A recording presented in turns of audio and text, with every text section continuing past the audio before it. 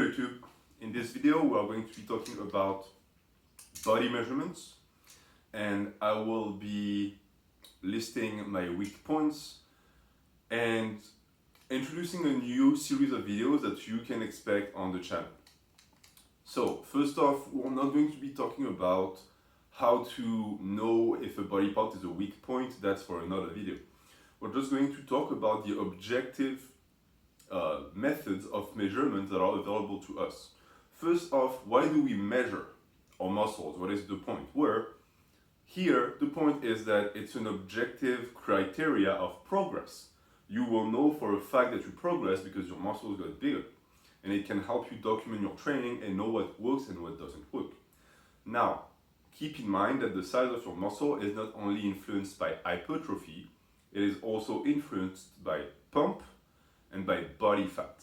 If you gain 10% body fat, all of your measurements are going to go up. Does it mean you gained muscle? Not necessarily. Which is why in my case, and I will make videos about it, I am staying at the same body fat and at the same body weight. I will not be reaching my measurements putting on fat. There's no point, in my opinion. I want muscle.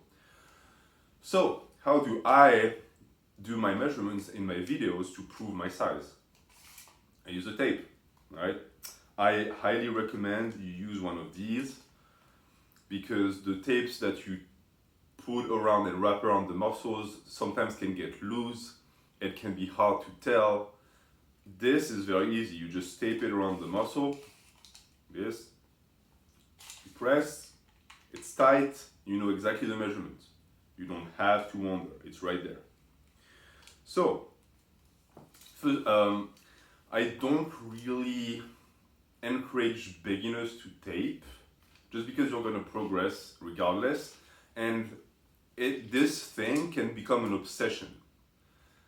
You will find yourself wanting to tape yourself all the time to see your progress, and in my opinion that's toxic. This is why I don't allow myself to tape all the time. I basically check every 2-3 months one body part to monitor progress, to see what's going on. Am I regressing in size? All of these to monitor my training.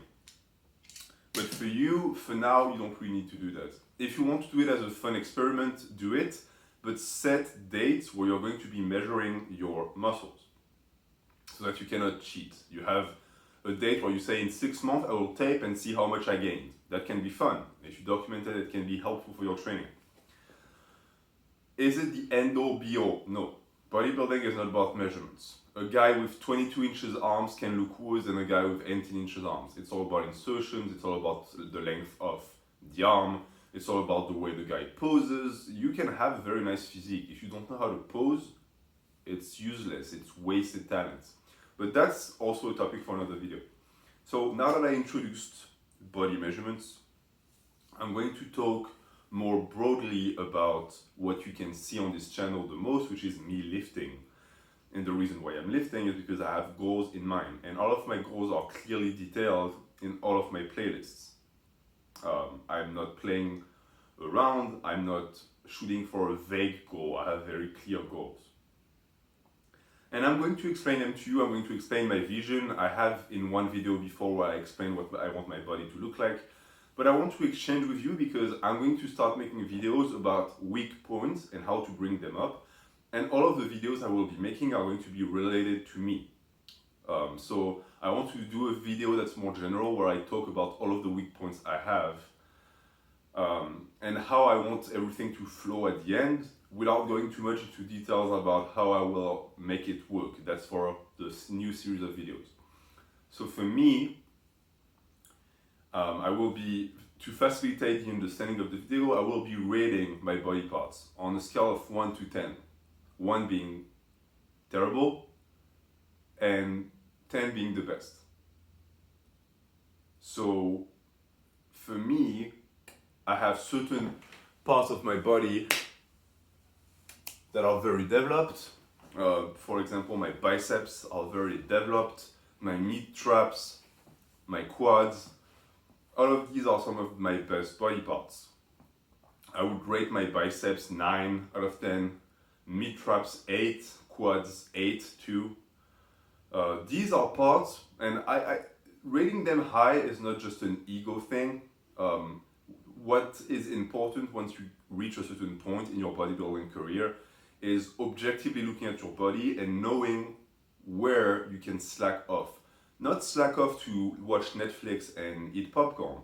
Slack off so that you can put more volume and effort on other body parts. So these are body parts that I will not be focusing on, meaning that I'm not going to program and strategize on how to grow them. For my quads, for example, I squat and that's all I do. And if I have to cut on some squatting volume to be able to pull more from the floor and do more hip hinge, so be it. I've already starting to do that. I checked recently to see if I was losing size. I'm not even losing size in my legs. They're still growing because the quads are maintaining and the hamstrings are growing. So that's going well for me. The biceps, I'm sort of biceps obsessed. I will keep working them the way I'm working them right now. I'm not doing too much volume for them. I'm focusing more on the forearms and on the short head of the bicep, which are underdeveloped for me. So again, I can slack off a bit on that. For the mid traps, I never really target them, they just grow. So I don't really have to stop doing anything special. They just grow on anything I do when I pull. So that's my top body parts. The body parts where I'm like, man, they're okay, but they could be better. I forgot about good body parts too. My lower back. Lower back and rhomboids are pretty good for me. They're pretty developed. Because my rhomboids attach so low, I don't have a very visible lower back and spinal erectors, but the rhomboids are insane. And there's no really a way to avoid it because on any pull I do, they're going to grow. And the pulls I do, I don't do them to target that area. So it's also the issue of they prevent injuries so well because they make my core bulletproof in a way that I'm not going to slack off on them, I'm not going to target them. And I would rate my lower back 10 out of 10. My body parts are long head of the tricep. It grows well and fast for me because I never targeted it before, which is a mistake. If you're a natural lifter, you really need to work on your long head. You will come to regret it later like I have. Inner forearms are also okay. My hamstrings are also okay. Glutes, I didn't rate my glutes high. They're not in the top tier because, let's be honest, I have a lot of muscular development there, but a lot of it is fat. I just store a ton of fat on my glutes. So I can't really give the credit to the muscle. It's just that it's good genetics for having a big ass, basically. Outside of that, the rest of my upper back, besides lats and traps, are also okay. Like the teres minor and major are pretty good. That's pretty much that. My abs too, I would rate my abs in the middle. They're okay, they're not insane. And so that's that. So those are body parts I will be working. Some of them I will focus on because it's part of my aesthetic, like the long head that I hammer all the time. But the rest, I'm just going to sit back and make sure it fits with the rest. Again, I will be making videos about every single body part, starting with the weak ones and how I approach them, so you can expect that. I'm not going to get into too much detail now. But I have a final picture in my head, and I know what I want everything to look like so that it fits. And now, the interesting part, the weak points. These are the ones I'm going to work on the most. These are the ones that torture me and that I really think about a ton and that I strategize to hit in the most efficient way. Lats. I have very bad lats because unfortunately, if the light wants to come in, I only did pulls from the floor for my lats, which is a terrible idea. Don't do it. And now I'm stuck with small lats. So I'm doing a ton of volume and frequency on them to have them catch up. My traps, upper traps especially, it's part of genetic, but they can grow bigger, and I have a very easy strategy to do that, which I've started doing a week ago. I hate it, but it's effective, so I'm going to keep doing it, and I will share it with you, of course. The medial and lateral heads of the tricep. this is a thing where I've worked these heads much more than the long head, but they never really grew. So it's one of two things. Either I have horrible genetic and insertions in them, or I just never work them correctly. And I think it's the second part. I just never work them correctly because I found some movements that when I do, I feel them working a ton. So I'm going to keep doing those movements and come back to you with the measurements later to show you the results. So that's that for there. The real delts need work, but again, that's a case of me never really having hit them. So now I'm focusing on them, and I think they're going to grow just fine. The calves, same story. I'm working on my calves, and the progression is going well. So I don't really worry about that. So that's pretty much the entirety of the weak muscles that I want to bring up. I didn't really mention my neck because I'm honestly, when I'm in a resting position, I'm okay with the way it looks.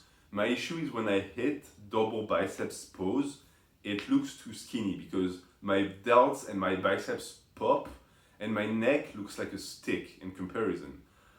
I think I need my neck to be as big as my arms if I want the look to be complete and whole, which means by the time I reach my 19-inch goal arms, I need to have the neck to be at least 18. So I'm really working hard on it to gain some size there. And again, you can follow it on the playlists. So that's that for today. As I said, I will be making videos on my philosophy on working every single body part. And if the body part is a weak one, I will make a special video. I already did one for upper back that you can see on the channel, but I didn't mention the lats too much in there or the traps because these are weak points. They will get their own special video, and the video about lats is coming tonight live, so you can expect that. Again, thank you for watching, thank you for commenting, have a good day.